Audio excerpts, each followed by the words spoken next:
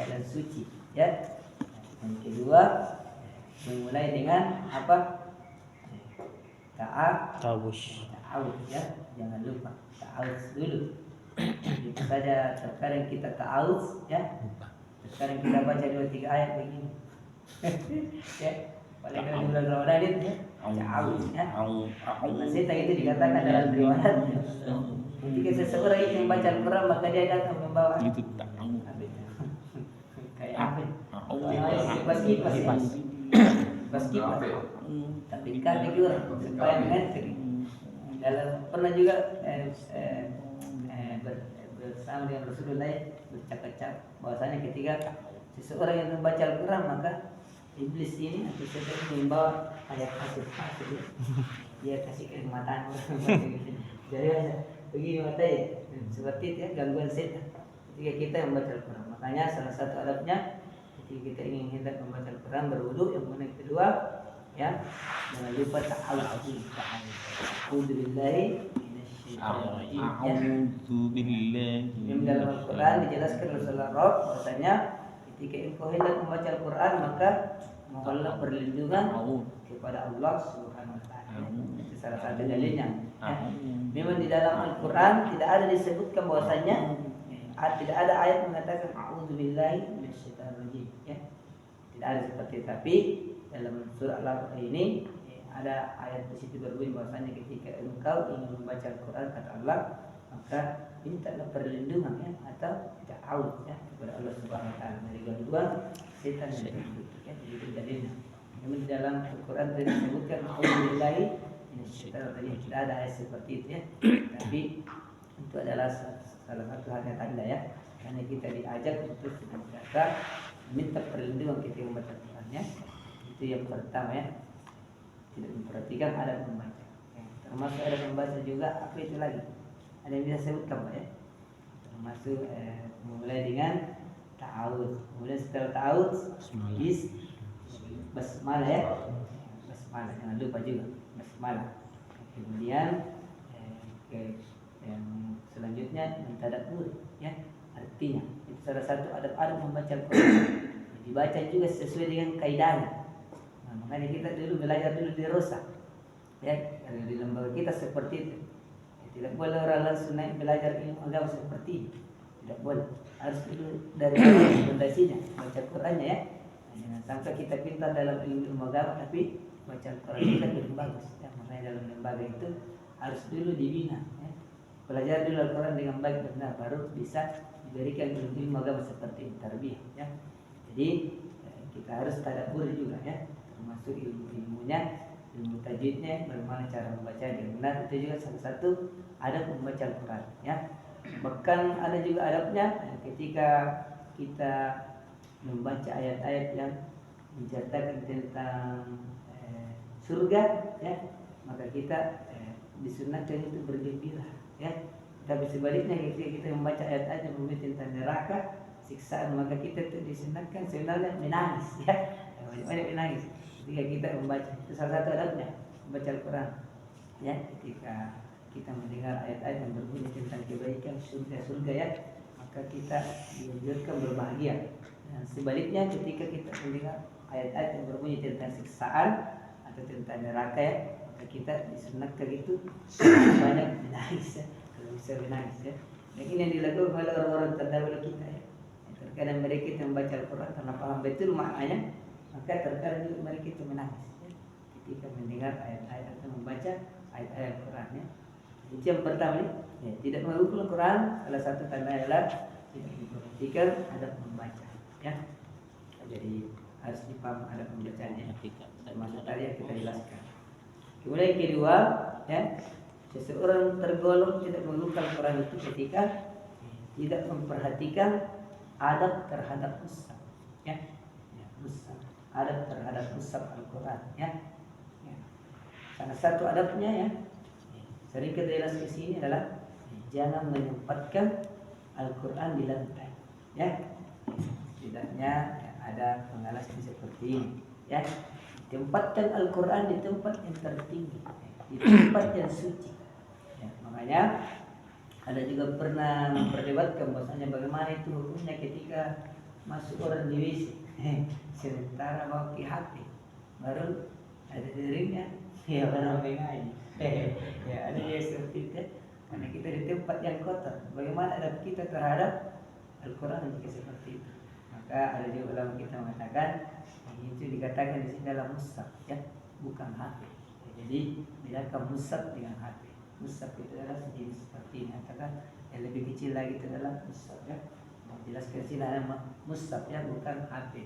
Ya, adapun ada dari kita, ya, dari Al-Quran itu, ya, sebaiknya ya bagus juga sebenarnya. Tapi itu masalahnya ketika kita masuk WC, ya, kemudian ada yang menelpon di dalam, itu tiba-tiba, ya, itu jadi anjing. Tapi selagi kita tidak sengaja juga, ya, tidak masalah itu. Itu jadi anjing. Bagaimana hukumnya itu? Tidak masuk ke WC baru ada derita orang mengaji. Ada telepon di dalam semua, tiba-tiba bunyi. Jadi salah satu adabnya terhadap mushaf itu, ya, menempatkan mushaf itu Al-Quran di tempat yang suci, ya, tempat yang tinggi, ya, artinya tidak boleh. Saya juga yang baru-baru itu di sana di Cilalang itu, Cilalang situ, dia baru tahsin, ya, dia selesai di Rosa sekarang tahsin.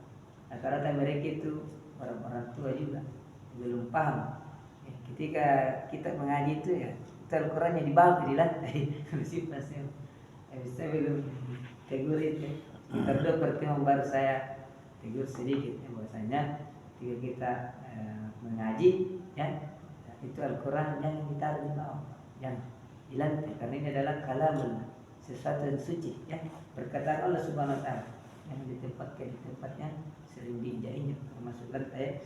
Jadi jika kita belajar seperti ini, ya, pakai pengalis, ya, paling tidak ya seperti ini, ya. Itu salah satu adab, ya, terhadap mushaf. Nah, apalagi adabnya Pak? Ada yang bisa sebutkan? Adab kita terhadap Al-Quran, ya. Menghadap kiblat, ya, termasuk juga itu ada adab membaca, ya, termasuk juga itu adab membaca menghadap kiblat, ya. Itu paling bagus juga kita menghadap kiblat. Yang kedua, ya, termasuk juga kita mengaji di dalam masjid, ya, itu paling bagus juga, itu merupakan sunnah, ya, mengaji di dalam masjid, ya, ya. Yang kita adab terhadap mushaf ini, ya, salah satu yang tadi kita sebut adalah menempatkannya di tempat yang suci, ya. Kalau orang-orang terdahulu itu membawa Al-Quran seperti ini, ya, di dadanya.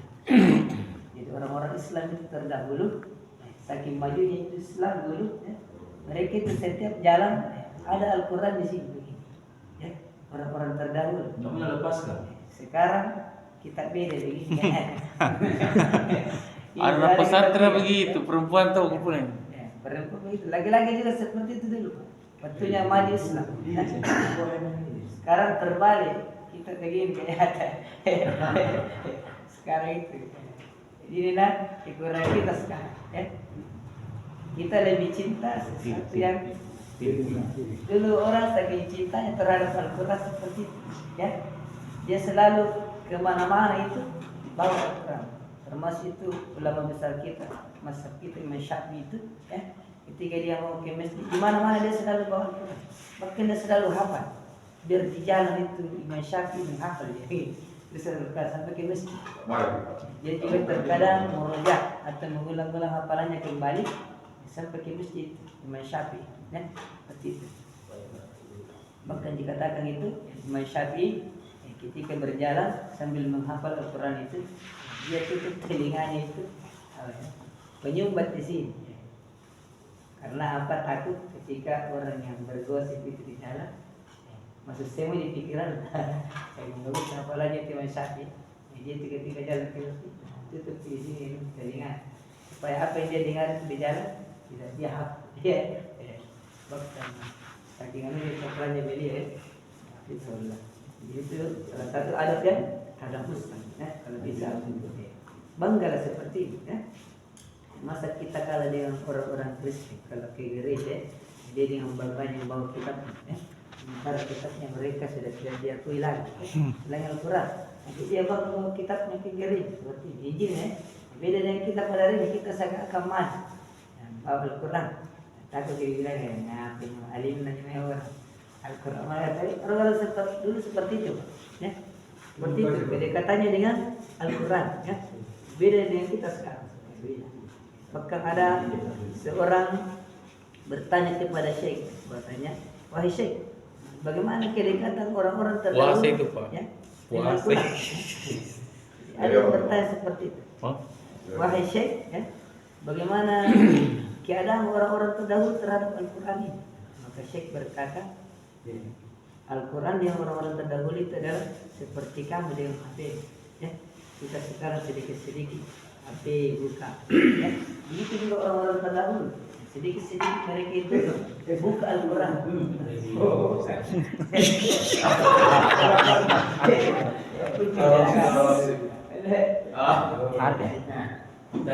Ada di situ. Ya. Jadi ya bisa ini ya. oke. Pak Umar puasa, Pak. Sama Pak Ramli puasa tuh itu Pak Ramli. Orang-orang terdahulu seperti itu dengan Bukan. mereka itu senantiasa berinteraksi dengan Al-Quran bahkan kemana-mana membawa Al-Quran ya Bukan itu kita bisa. kemana-mana mereka hafal Apa ya? kemana-mana mereka merujak ya beda sekali dengan sama sekarang ini ya kita seakan-akan jauh dari Al-Quran ini yang mesti kita pelajari kita ke depan ya hanya kita harus semakin mendekatkan umat ini kepada kitab suci petunjuk mereka itu Al-Quran ya jadi itu salah satu adab terhadap ustaz ya menempatkan di tempat yang suci yang tinggi ya yang kedua senantiasa membawa ustaz itu ya di dalam dada-dada mereka ya seperti orang-orang terdahulu ya kemudian yang ketiga seseorang tidak mengaku Al-Quran itu ketika ya, mereka tidak mengutamakan orang yang baca Al-Qurannya banyak ya di mana ini bahasa berlaku ya di mana bahasa berlaku orang yang baca Al-Qurannya lebih banyak hafalannya dan bagus bacanya itu lebih diutamakan di mana bahasa berlaku Di masjid kalau imam Ustaz. ya ini sering kita tidak dapatkan juga ya jadi makanya itu sekarang itu rata-rata masjidnya besar siapa yang dicari menjadi imam ya klarifikasinya itu persyaratannya pertama ya hafalannya sekian juz ya bagus tilawahnya tajwidnya kenapa karena itu salah satu adab kita terhadap Al-Quran ya kita harus lebih mengutamakan dulu orang-orang yang lebih banyak hafalannya ya yang kedua bagus juga bacaannya jangan sampai yang banyak saja hafalannya bacaannya rusak tidak boleh tapi itu yang dua intinya banyak hafalannya kemudian bagus tajwidnya atau makhraj huruf bagus bacanya itu yang paling diutamakan dulu makanya kita ketika di masjid itu seorang imam juga itu ya ketika ada orang masuk ya dia tahu betul ini guru tak ini ya orang ini orang paham betul ini dan dia lebih baik daripada kita ilmu maka tidak mengapa itu seorang imam ya memberikan kesempatan terhadap orang itu ya kalau memang dia tahu ya orang ini jauh lebih bagus dari dia ya dari selagi hafalannya dari dia maka tidak mengapa seorang imam itu mempersilakan ya kalau memang dia tahu ya kita dulu imam ya, kayak Pak Haji tahu misalnya yang dulu Pak Haji namanya hafalannya tidak ada ini ya tidak ada yang mau nanya jadi imam ini apalagi kita merasa kan hafalan tak kurang bacaan tak kurang bagus tapi tidak ada yang mau Itu kelas kan tidak mau. gimana ini Umur dari umurnya ada lagi. ada wakil tuh jadi itu masalah seperti itu dari saya tidak mantap itu lebih tidak bagus lagi ya.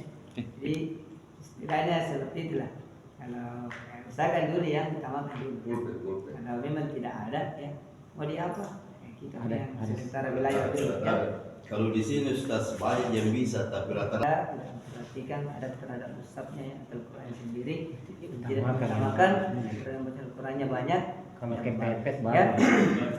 Saya kalau hari ini saya hafal 2 3 Bisa. Hati kita lagi kotor.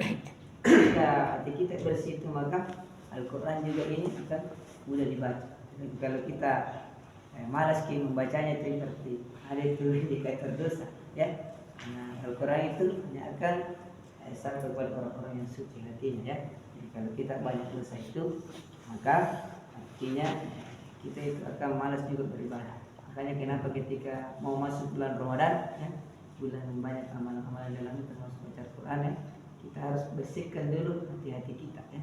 Berbanyak silaturahmi, meminta maaf kepada saudara-saudara kita yang pernah kita istilahnya saling bermusuhan, ya. Kenapa? Supaya hati kita bersih dari dosa, ya, karena ketika banyak dosa dalam hati kita, ya, maka itu juga akan mengganggu amalan kita. Kita akan malas beribadah, termasuk baca Quran, ya. Makanya seperti yang kita bicarakan tadi, apakah pernah Imam Syafi'i itu keluar pasar melihat kaki yang tersingkap, ya, kaki perempuan, tidak sengaja juga, ya, ada angin pada waktu itu di pasar, jadi Imam Syafi'i itu betisnya wanita itu tersingkap, dan ketika pulang ke rumah ternyata satu juz Al-Quran Imam Syafi'i hilang, ya. Bagaimana lagi dengan hari ini? Ya, mungkin kita tidak sengaja kita lihat paha di sana, ya. Terdiri dari 2 poin, ya. Di sini agak seru ini poinnya. Pertama itu ketika kita sudah menyimak Al-Quran, kita termasuk tidak menyimak Al-Quran. Yang pertama, kita lebih senang mendengarkan suara musik dibanding Al-Quran, ya. Mendengarkan suara musik, ya. Masih ada yang suka musik di sini? Banyak tak? Ya. Saya, tapi lagu kasida, lagu gambus. Ini juga yang pada hari ini menjadi perdebatan di media sosial, ya. Ustaz kita kiri kanan difitnah, ya. Ustaz Adi Hidayat, beliau itu yang mengatakan ada surah bermusik, ya, di dalam Al-Quran. Padahal penjelasan beliau tidak seperti itu. Ada yang potong-potong. Dan memang ini beliau sudah lama mencarikan fitnah, ya. Sudah dari dulu orang yang tidak senang dengan beliau, ya, mencarikan memang fitnah.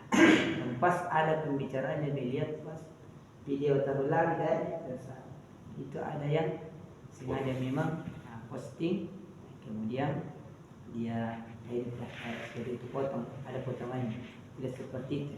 Beliau menjelaskan gimana hukum-hukum musik itu, ya, dan bagaimana hukum musiknya di antara khususnya ustaz kita itu sendiri, ya. Bila menjelaskan secara rinci, tetapi ada yang memang yang sengaja memfitnah beliau, ya.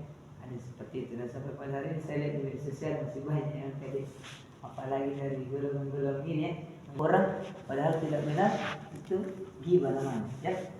Dicerita orang, ya, padahal tidak benar itu namanya ghibah, ya. Jadi tidak ada bagusnya. Itu akan merusak pahala. Inilah kekurangan ilmu pada hari ini, ya. Banyak orang yang sudah berilmu tapi tidak tahu adab, ya. Mereka ketika tidak sesuai dengan manhajnya ini, ya, mazhabnya ini, mereka tidak patuh, maka dia akan cari-carikan fitnah. Bagaimana bisa mereka itu memfitnah beliau, ya. Itu pada hari ini seperti itu kita orang-orang Islam, kita saling menjelek-jelekkan, padahal kita ini orang-orang berilmu. Mestinya perbedaan seperti itu, ya, harus kita toleransi, kita duduk, ya. Dalam Al-Quran sudah dilatih, ya, bermusyawarahlah dalam urusan itu, ya. Segala sesuatu mungkin orang seperti urusan kecil saja kita disuruh bermusyawarah oleh Allah Subhanahu Wa Taala. Oleh urusan besar, ya, menyangkut umat-umatnya, maka tidak masalah kita duduk, tabayun saya, ya. Jangan berani hanya berkuat-kuat di media sosial saja. Beliau ini sesat, beliau dari seperti menghalalkan ini. Bagaimana kalau begitu? Lebih baik kita ajak beliau saja dulu, ya, di forum di mana. Kalau bisa siarkan di TV, ya. Nah, silakan supaya sudah jelas bagaimana pemaparannya beliau. Tapi tidak ada juga yang berani. Makanya mereka ini sebatas fitnah saja, ya, fitnah sesama saudara-saudara kita, ya. Allah Subhanahu wa taala berfirman, "Wa qala alladziina kafaru la tasma'u li hadzal Qur'an walghaw fihi la'allahum taghlibun," ya. Dan arti sini dan orang-orang kafir berkata, "Janganlah kamu mendengar dengan sungguh-sungguh akan Al-Qur'an," ya. Dan buatlah hiruk pikuk kegaduhan di terhadapnya supaya kamu dapat mengalahkan mereka, ya. Dan ini berarti ketika kita membuat hiruk pikuk, ya, atau kegaduhan terhadap Al-Qur'an ini, maka sejatinya kita dapat mengalahkan orang-orang yang beriman. Seperti itu. Makanya inilah dijadikan dalil orang-orang kafir, ya. Bagaimana bisa kita mengalahkan orang-orang Islam. Ya.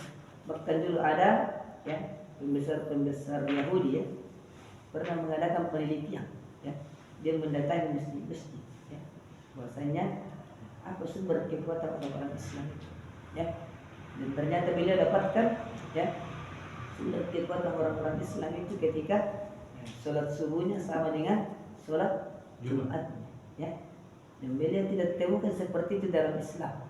Bahkan beliau berani berfatwanya jangan pernah takut terhadap orang-orang Islam selama sholat subuhnya belum sama dengan sholat Jumat ya. Artinya itu ukuran bahwasanya ketika sholat subuh dalam sebuah masjid itu banyak yang masuk, maka penduduk di suatu negeri itu banyak ya, rata-rata seperti itu.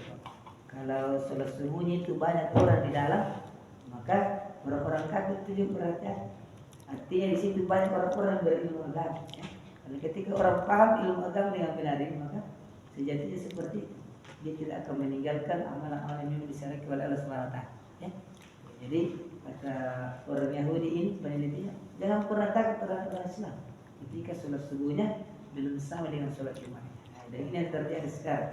Jadi berani mereka memarahi kita ya, mereka memarahi kita ya. Dan dia buat kegaduhan terhadap Al-Quran ini ya, salah satunya itu adalah dibuat kalau kita ya HP ya, ada banyak musik-musik di dalam supaya kita itu akan lebih tertarik terhadap musik juga ya. Kita tidak mendapatkan Al-Quran ya, seperti itu. Kemudian yang terakhir ya, kita nanti jelaskan lagi lebih jelas ya. Yang terakhir sebelum kita tutup ya, Al-Quran dibacakan di poin kedua ya. Salah satu poin ketika kita tidak terima